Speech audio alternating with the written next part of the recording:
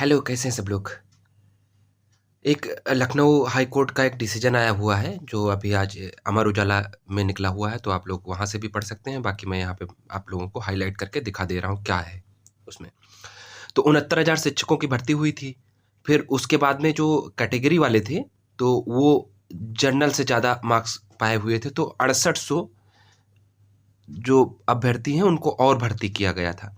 तो उसी को लेकर के जो हाई कोर्ट ने कुछ निर्णय सुनाए हैं, तो उसके बारे में बात करेंगे कि क्या-क्या है, एक-एक करके। तो हाई कोर्ट ने कहा है कि 69,000 रिक्तियों के अतिरिक्त विज्ञापन निकाले बिना एक भी नियुक्ति नहीं की जा सकती है। पहली चीज़ इन्होंने कहा है।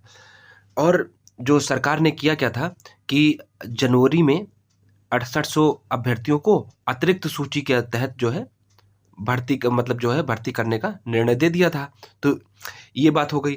अब इस आदेश को जो है हाई कोर्ट में चुनौती दे दी गई।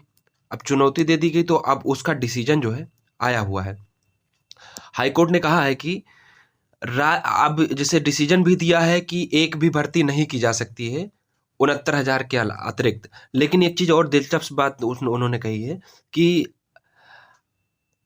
अब यह राज्य को तय करना है कि उसे इस मामले में क्या करना है, ठीक है? क्योंकि इस स्थिति को बनाने में भी राज्य ही ज़िम्मेदार है। और मतलब हाई कोर्ट ने एक ऐसा कहा है। लेकिन हाई जो वो राज्य के महाधिवक्ता साहब हैं राघवेंद्र सिंह जी, तो इन्होंने कहा है चूँकि ये जो 6800 भर्ती की गई है, ये भी हाई कोर्ट के आदेश के अनुसार, क्योंकि कटअप को लेकर के हाई कोर्ट में चला गया था, चैलेंज हो गया था। तो उन्होंने कहा कि ये जो परिणाम दिए गए हैं, ये हाई कोर्ट के हस्तक्षेप के बाद ही दिए गए थे, तो इसलिए इस 6800 भर्ती में हाई कोर्ट को कोई हस्तक्षेप नहीं करना चाहिए। अब लेकिन हाई कोर्ट ने जो महाधिवक्ता से पूछा था, उस पे वो संतुष्ट कोई जवाब नहीं दे पाए हैं। तो उन्होंने कोर्ट ने कहा कि अगर 69,000 पद पहले ही भरे जा चुके हैं, तो 6800 अतिरिक्त अभ्यर्थी किस पद पर नियुक्त किए गए हैं, कहाँ पे काम कर रहे हैं?